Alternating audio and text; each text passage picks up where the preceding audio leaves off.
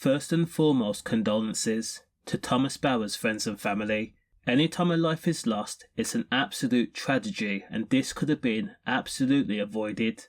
24-year-old Micheal Day was described in court as a maniac. After a disagreement over money owed, Micheal decided to get behind the wheel of a car in the early hours of the morning on April 14th of 2023. Now, Micheal Day was absolutely fuming, angry, agitated, and deluded beyond belief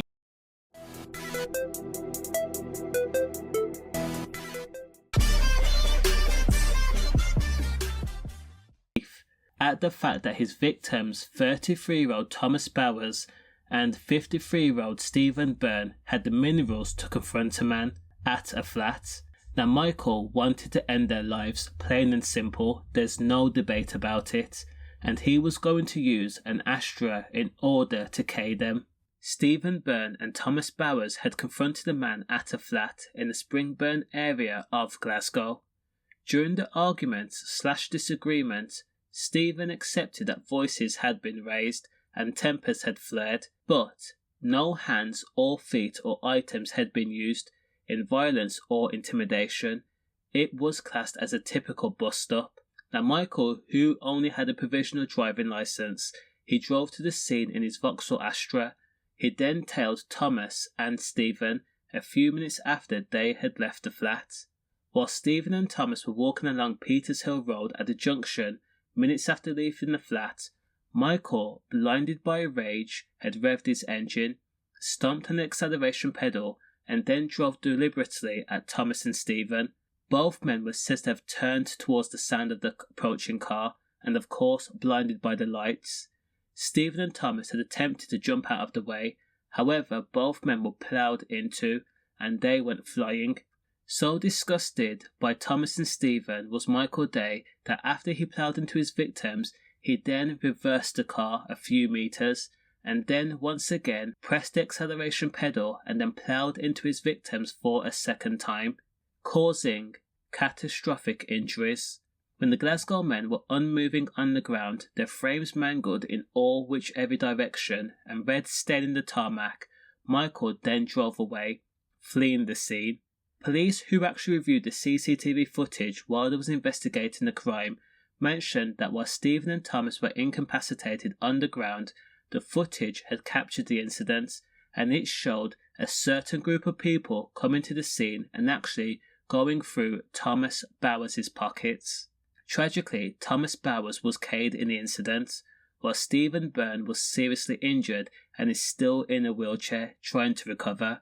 Micheal Day had been arrested in regards to the and when he went to court, he was dismayed that one of his victims, being Stephen Byrne, was able to act as a witness and tell his account as to what had happened and the reasons behind it. Again, Stephen Byrne admitted there had been raised voices at the property in Springnburn because money had been owed, and after stalling, the two men came out empty-handed. Stephen also explained that there was no scrap or no brawl, again just raised voices and arguments, stern words used, nothing that should have resulted in him being left in the wheelchair and Thomas Bowers being killed in such a public way. Now in court, Stephen Byrne also says, "I remember trying to jump as the car came towards me. I heard the revving of an engine, the lights, and that was it." Stephen was able to speak after the collision, and he says that he had asked people to call an ambulance for both him and Thomas Bowers. After the incident, Micheal Day was said to have incriminated himself by actually taking out his mobile phone, clicking on messages, and sending an SMS to a friend and asking them to help him get rid of the Astra by torching it. The friend, of course, had thought logically and had a bit of brains about them, and of course they refused the request, not wanting to be caught up in the drama of such a serious crime. Now police actually found that car later on, discovered burnt out in the city's ridgery. Because Micheal was trying to evade the police, he actually fled his home and went to a caravan park in Ayrshire, and that's where he was arrested. Micheal Day also further incriminated himself by taking the SIM card out of his mobile phone and then destroying it. At Glasgow High Court, Micheal Day was found guilty of the M regarding Thomas Bowers and also the attempted M of Stephen Byrne. Now, during the case, the jury was actually showed the CCTV footage that captured maniac Micheal Day deliberately ploughing into his victims minutes after they had left the flat. So distraught and upset was Thomas and Stephen's family that they could not stay in the courtroom while the footage was being played, and they opted to leave, unable to keep their composure. Now, just for a moment, imagine you go to a flat to discuss money owed, and then you lose your life because you want what's rightfully yours. Micheal Day treated Thomas Bowers and Stephen Byrne as if their lives were insignificant and the cost of death was cheap. Furthermore, Micheal then tried to seek help from a friend in order to get rid of the car that had been used in the M plot. What kind of friend does that make Micheal? The judge commented that it's likely Micheal will be spending a significant time in jail, and there's no other option that he will have to live with the fact that he killed a man, meaning that 24-year-old madman Micheal Day will be given a life sentence. During his time, he will likely move prisons. He will probably spend time in both Scotland and England. He will share a cell with another man, and that man could be dangerous or have further issues.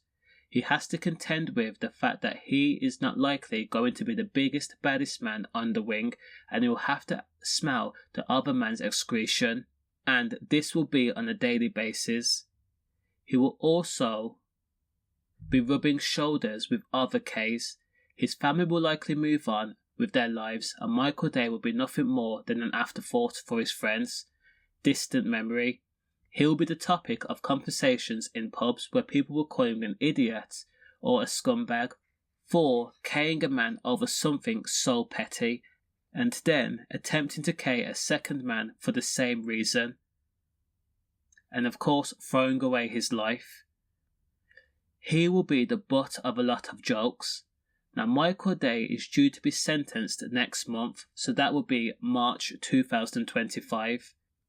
The crime also has wider significance to people around.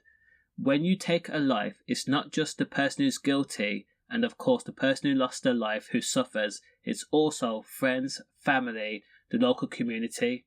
If Micheal Day has brothers or sisters, nieces or nephews, then how are they going to understand that their uncle is a convicted M?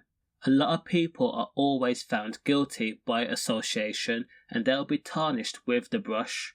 However, at the end of the day, Thomas Bowers' friends and family deserve justice, and they will get that when sentencing is passed next month. Condolences. Stay safe.